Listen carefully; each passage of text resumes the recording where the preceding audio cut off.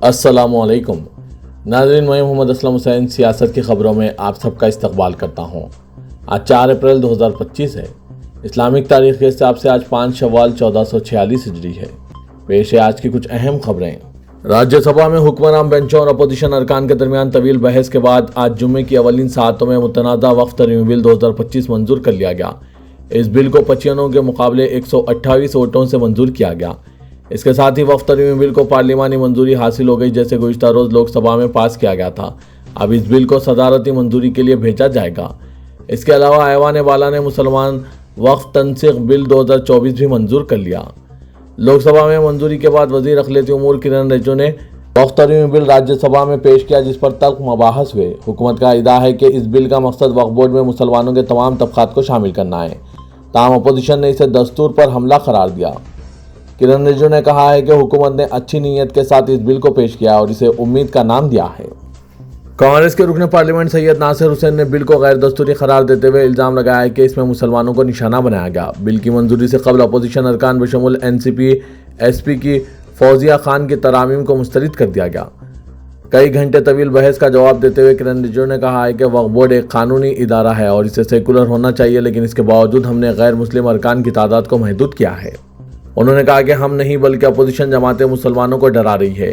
JDU के संजय कुमार झा ने कहा है कि पहली मरतबा वक्फ बोर्ड में पसमानदा मुसलमान को नुमाइंदगी हासिल होगी। लोकसभा के बाद राज्यसभा में वक्फ बिल की मंजूरी पर मुल्क के मुसलमानों में बेचैनी पाई जा रही है और इनका ख्याल है कि वक्फ इमलाक पर कब्जे की कोशिश है। राज्यसभा में BRS, YSR कांग्रेस और बीजेपी जनता दल ने बिल की मुखालिफत की, जो गैर NDA अपोजिशन जमातें हैं। आज के इस खबरनामे को MS एजुकेशन की जानिब से स्पॉन्सर किया जा रहा है। In times of turmoil, guidance is the key. Expertise makes the difference. At MS Junior College, we guide our students to become engineers, doctors, CAs, lawyers, and civil servants.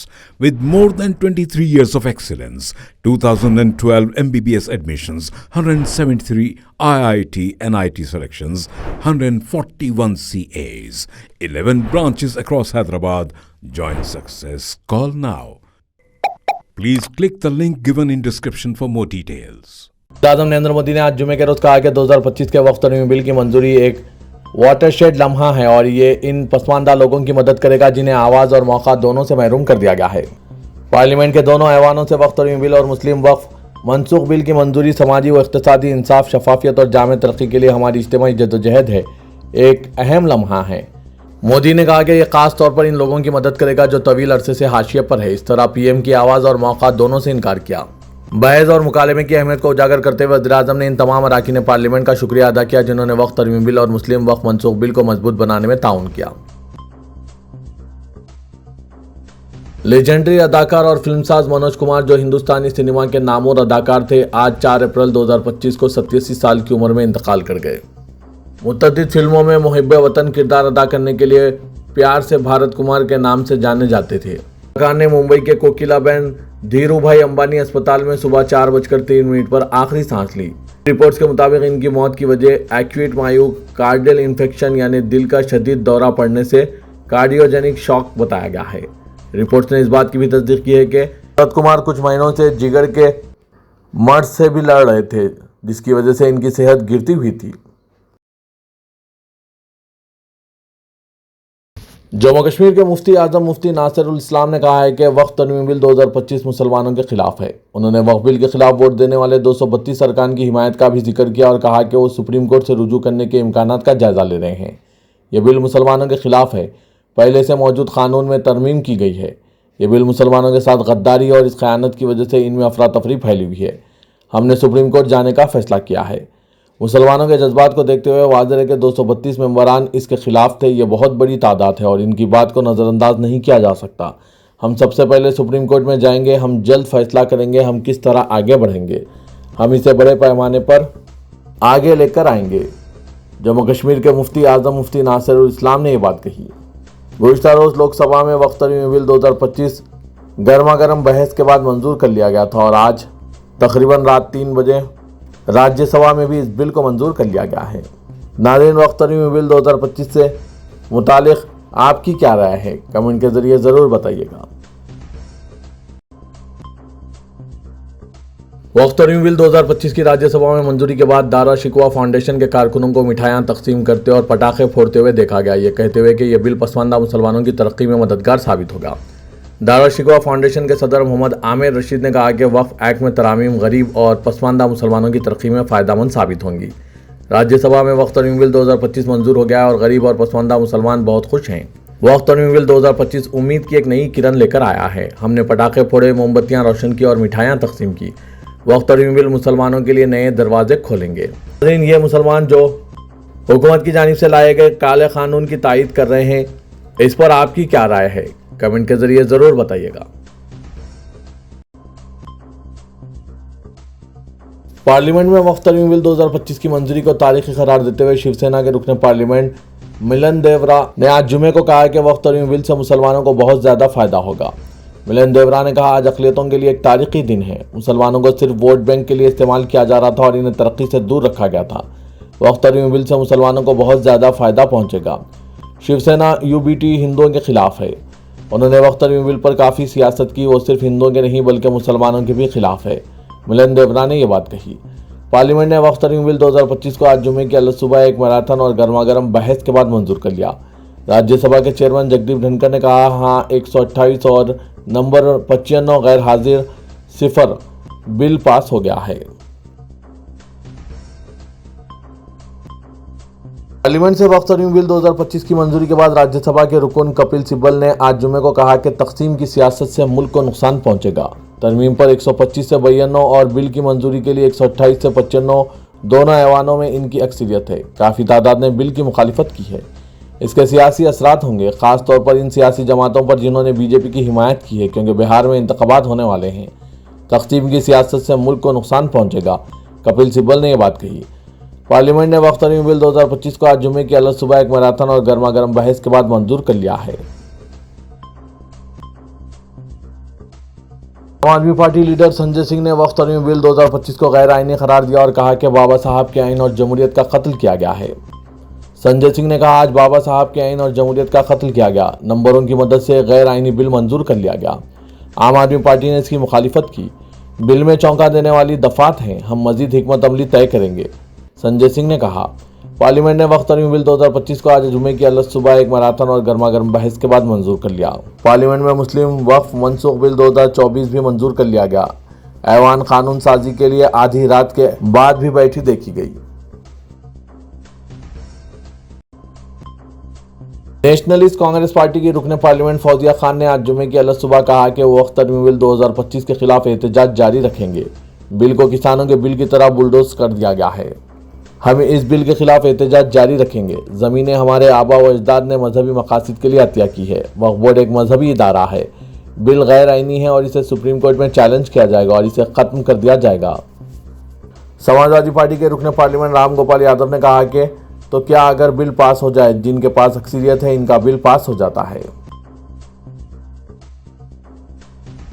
Lok Sabha और राज्यसभा में वक्फ bill की हिमायत करने पर JDU के सरबराह और बिहार के वज़ीर आला नीतीश कुमार के खिलाफ इनके ही पार्टी के लीडरान पार्टी के खिलाफ मोर्चा खोल दिया है। जेडीयू के प्रदेश सेक्रेटरी नवाज मलिक ने अपने ओहदे से इस्तीफा दे दिया है। इसी तरह जेडीयू में चंद बड़े मुस्लिम लीडरान जिसमें गुलाम गौस, गुलाम रसूल और कासिम अंसारी ने भी पार्टी से इस्तीफा देकर अलग हो गए हैं। इस तरह बिहार में नीतीश कुमार के खिलाफ इनकी ही पार्टी में बड़े पैमाने पर बगावत शुरू हो गई है।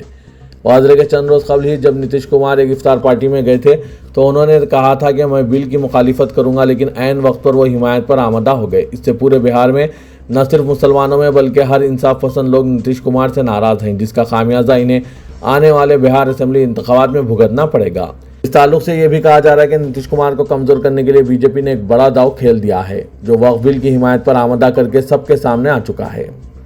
क्या मुसलमानों को मुत्तहिद होकर बिहार असेंबली में नीतीश को हराना चाहिए? नाज़रीन, इस पर आपकी क्या राय है? कमेंट के जरिए ज़रूर बताइएगा।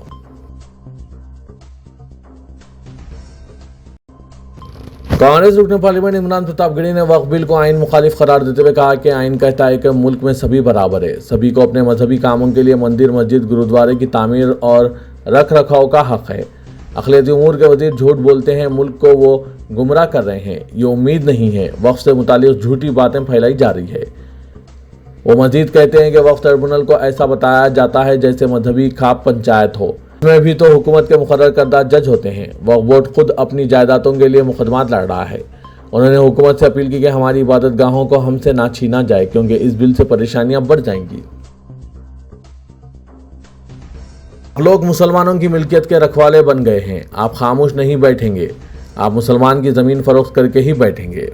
अयोध्या में 13,000 एकड़ जमीन का घोटाला हो गया है। केदारनाथ में 300 करोड़ रुपए का सोना गायब हो गया। हिंदुओं की जमीन की तो हिफाजत कर नहीं पा रहे हैं और मुसलमानों की बात कर रहे हैं। ये बात आज राज्यसभा में वक्फ तरीन बिल पर बहस में हिस्सा लेते हुए शिवसेना यूबीटी लीडर संजय रावत ने दिया। उन्होंने मरकजी हुकूमत और बीजेपी को जोरदार अंदाज में हदफ तनकीद बनाया और कहा कि वक्फ तरीन बिल सिर्फ असल इश्यूज से तवज्जो हटाने की कोशिश है। इससे मुसलमानों का कोई फायदा नहीं होने वाला। वक्फ तरीन बिल पर अपनी राय जाहिर करते हुए संजय रावत ने कहा कि हुकूमत ने टैरिफ ऐलान वाले दिन खस्तन इस बिल को पार्लियामेंट में पेश किया। ये तवज्जो हटाने की कोशिश जैसी है। आप गरीब मुसलमानों की बात कर रहे हैं। आप ही लोग हैं जो मुसलमानों को चोर बोलते हैं। आपके जरिए मुसलमानों से मुतालिक तरह तरह की बातें कही जाती है। बटेंगे तो कटेंगे जैसे नारे आप ही देते हैं।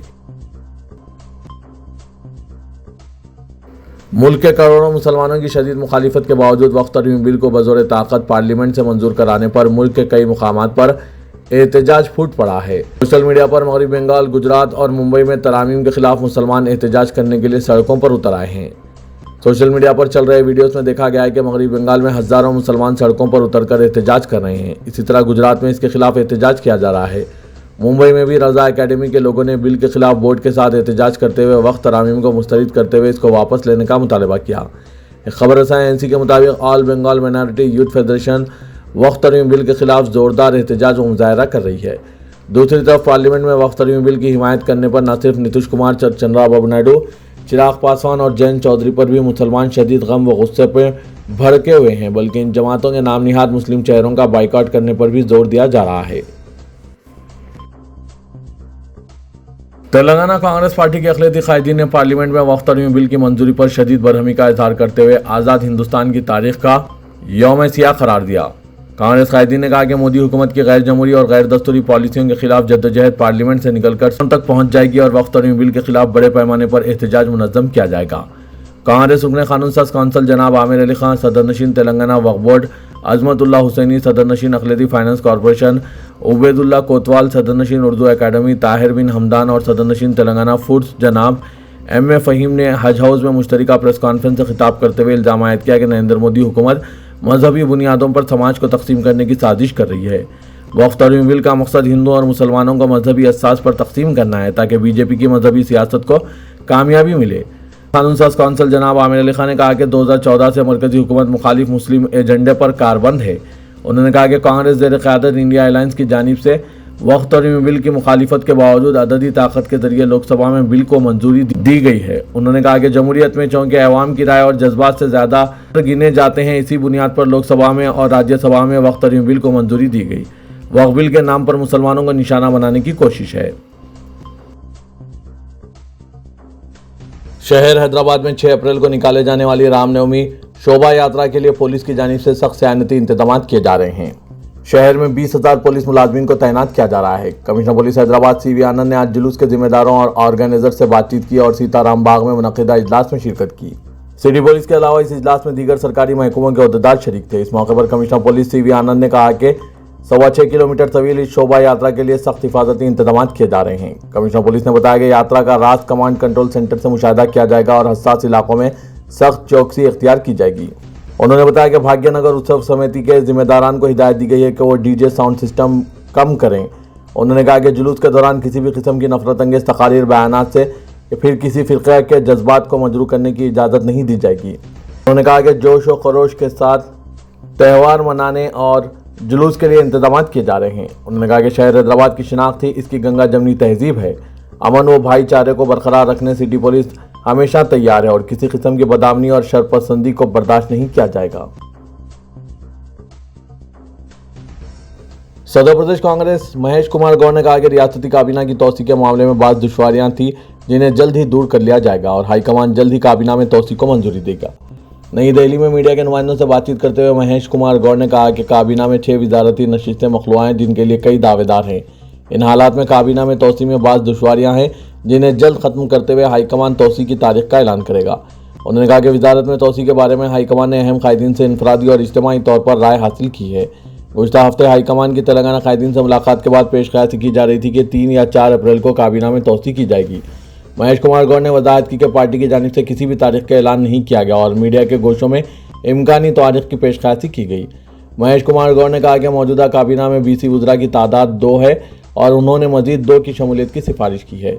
एक सवाल के जवाब में महेश कुमार गौड़ ने कहा कि आइंदा तोसी में मुस्लिम अक़लियत की नुमाइंदगी को यकीनी बनाया जाएगा। सियासी मुबस्सिरीन का मानना है कि कांग्रेस पार्टी में जनाब आमिर अली खान वाहिद मुस्लिम नुमाइंदा है जो तेलंगाना कानून साज कौंसिल से ताल्लुक़ रखते हैं, जबकि असेंबली में कांग्रेस की मुस्लिम नुमाइंदगी नहीं है। ऐसे में जनाब आमिर अली खान रुकन कानून साज कौंसिल की काबीना में शमूलियत यकीनी बताई जा रही है। तेलंगाना के बेशतर अजला और दोनों शहरों हैदराबाद और सिकंदराबाद में गैर मौसमी बारिश के नतीजे में गर्मी से कुछ हद तक राहत ज़रूर मिली है, लेकिन 1 घंटे की बारिश ने शहर की सड़कों को झील में तब्दील कर दिया और कई मुकामात पर बारिश का पानी जमा होने के नतीजे में ट्रैफिक जाम हो गई। दोनों शहरों के कई इलाकों में मूसलाधार बारिश से नशेबी इलाकों में पानी जमा हो गया। तारीखी चार मीनार के शुमाल मशरक़ी मीनार, जिसके नीचे गैर कानूनी ढांचा बना हुआ है, इस मीनार का एक हिस्सा झड़ गया, लेकिन इससे किसी को कोई नुकसान नहीं पहुंचा। गुज़श्ता दिनों हुई बारिश के दौरान मछली कमान के करीब तारीखी इमारत की छत का एक हिस्सा झड़ गया था, जिसमें बाद लोग जख्मी हुए थे। दोनों शहरों में बारिश के दौरान कई इलाकों में पानी में फंसने के सबब गाड़ियां फेल हो गई, जबकि ट्रैफिक पुलिस के एहलकारों को पानी की निकासी के लिए कोशिश करते देखा गया। इसी तरह कई मुकामात पर जहां बारिश का पानी जमा हो गया था, मजलिस बल्दिया अजीमतर हैदराबाद के अमले को पानी की निकासी करते देखा गया। कई इलाकों में तेज़ हवाओं के बारिश से कई दरख्तों के उखड़ जाने की इत्तलात है, जिसके नतीजे में घंटों ट्रैफिक जाम रही। 1 घंटे से ज़्यादा तेज़ रफ्तार बारिश के सबब कई नशेबी इलाकों में पानी जमा होने की शिकायत मिली, जिसमें मलकपेट, महबूब चौक, काला पत्थर, भवानी नगर, नशेवन नगर, मोहल्ला का छिल्ला, गंगानगर, चंद्रा नगर और याकुतपुरे के दीगर कई इलाकों के अलावा सोमाजीगुड़ा, खैरताबाद, लकड़ी का पुल, नामपल्ली, सिकंदराबाद, बंजराइल, जुबली हिल्स, कोठी वगैरह शामिल हैं। राजेंद्र नगर, अतापुर, बहादुरपुरा, चंदूलाल, बारादरी, हुसैनी आलम, मुगलपुरा, बीबी बाजार चौराहे के अलावा डबिलपुरा दरवाजे के करीब भी पानी जमा हो गया। बारिश के दौरान शहर के कई इलाकों में बरक़ी सरबराही मुनक़ता हो गई। चीफ मिनिस्टर रेवंत रेड्डी ने हैदराबाद में तेज हवाओं के साथ शदीद बारिश के पेश नज़र तमाम महकमा जात को अलर्ट रहने की हिदायत दी है। चीफ मिनिस्टर ने हैदराबाद में आज अचानक बारिश की सूरत-ए-हाल का अहदेदारों के साथ जायजा लिया और कहा कि अवाम को किसी भी दुश्वारी से बचाने के लिए तमाम महकमा जात चौकस रहें। बारिश के बाद नशेबी इलाके ज़ेर-ए-आब आ चुके हैं और कई इलाकों में शहरियों को मुश्किलात का सामना करना पड़ा। वज़ीर आला तेलंगाना ने अहदेदारों को हिदायत दी कि वो अवाम को किसी भी किस्म की परेशानी से बचाने के लिए फौरी इक़दामात करें। चीफ मिनिस्टर ने चीफ सेक्रेटरी को हिदायत दी कि वो मौसमी हालात का मुसलसिल जायजा लेते रहें और किसी भी हंगामी सूरत हाल में ज़रूरी इक़दामात करें। तेलंगाना में चिकन की कीमतों में इजाफा हुआ है। हालांकि गुज़श्ता 2 माह से बर्ड फ्लू के बाद चिकन की कीमतों में कमी आई थी। चिकन फार्मर्स का कहना है कि बढ़ती हुई पैदावारी लागत, ख़ास तौर पर फीड, वैक्सीन और दीगर अखराजात से कीमतों में इजाफा हुआ है। हालिया दिनों में पोल्ट्री फीड की कीमत में भी इजाफा हुआ, जिससे पैदावारी लागत बढ़ गई। ज़राए के मुताबिक हैदराबाद के मुख्तलिफ इलाकों में चिकन की कीमतें मुख्तलिफ सतहों पर पहुँच चुकी है। कुछ मुकामात पर ब्रॉयलर चिकन फ़ी किलोग्राम 250 में दस्तियाब है, जबकि दीगर इलाकों में इसकी कीमत 270 से 300 तक पहुँच चुकी है। कीमतों में इजाफे से आम शहरी और रेस्टोरेंट और होटल मालिकन भी परेशान हैं। बाएं बाजू तलबा ग्रुपों ने यूनिवर्सिटी ऑफ हैदराबाद की अराजी के हर्राज को रोकने के अलावा तलबा पर हमलों, लाठीचार्ज और गिरफ्तारियों पर रोक और जामिया उस्मानिया के वाइस चांसलर की जानिब से जारी करदा गैर जमहूरी सर्कुलर से दस्तबरदारी के मुतालिबात पर एहतजाजी मुजाहरा मुनज़्ज़म किया।